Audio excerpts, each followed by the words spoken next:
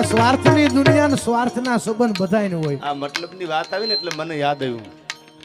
બાપુ થોડોક ટાઈમ અંદર ગયો તા તો ચકલાય બાજ બનવા માંડ્યા. તમારી ભલી થાય, તમારી ચકલા કોઈ દી બાજ ન બની શકે યાર. કરે કુપાતળ કેહરી અને ભુજબળ પંજા ઘા, ઈ ડેડકા માથે દા કોઈ દી ખેલે નહીં. આવજ ખીમરા હાથો કરે કુપાતળ કેહરી અને ભુજબળ પંજા ઘા. ત્યારે